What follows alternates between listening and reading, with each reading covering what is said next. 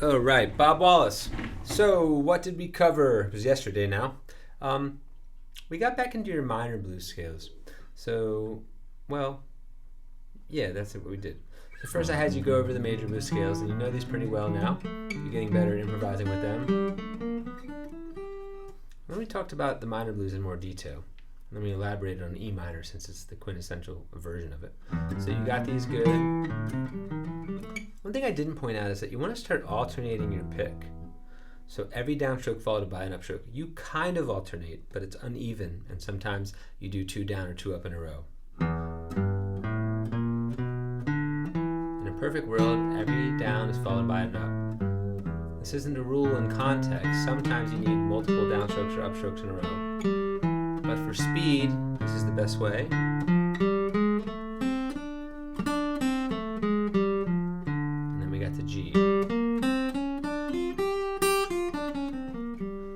A few basic licks. So oftentimes we're trilling or hammer off on the flat 5 and then bend the minor third and then release. So trill and do that on the 2nd fret and do it with the D string. Combine them. You can do those in A or in D. Another cool thing we talked about is pairing some higher note and then hitting the bend hard like this. In this case I'm doing the 2nd fret of the G string, 5th of the scale. You can go from the 7th of the scale or even the octave.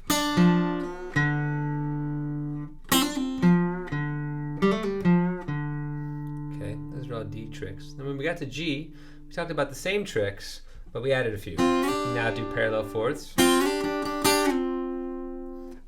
But most importantly, we talked about a pedal tone scale with hybrid picking. You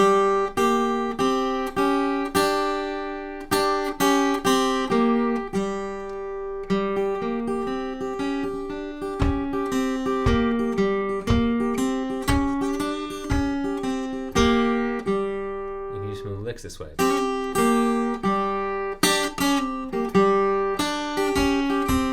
Or triplets. That's for technique building and ear building.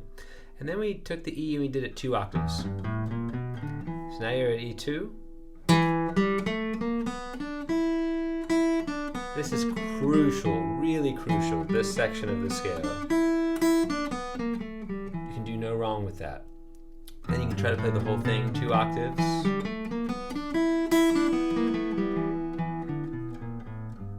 Then you can do the pedal tone scale there.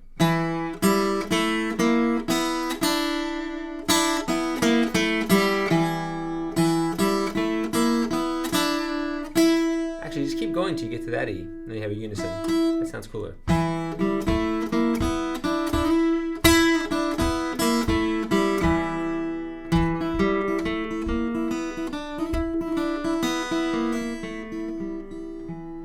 of the licks here were tempo pull off, hammer pull off, same lick with the high E first. We're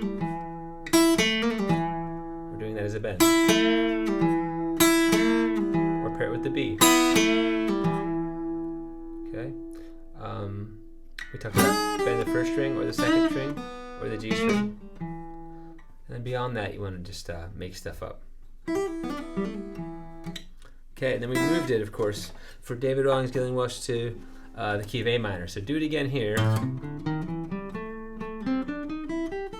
We talk about the first lick of the solo being.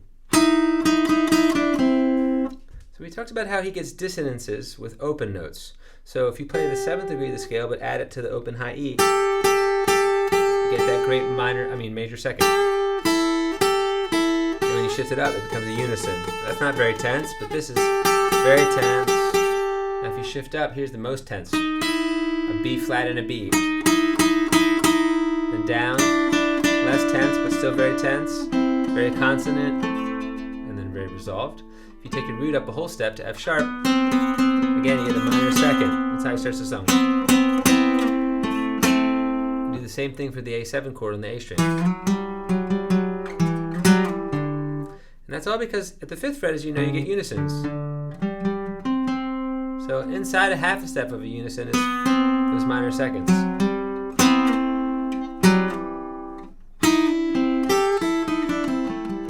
So his style is based on that, about striking open strings to create happy dissonances all throughout his solo, which starts like this.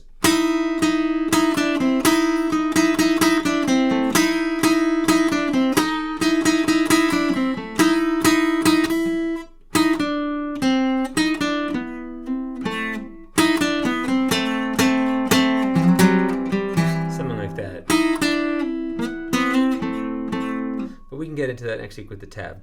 But that's it. It's trying to exhaust, really mine and exhaust this pattern until both octaves just feel effortless. Because that puts you in any key you want, E minor or the relative major G.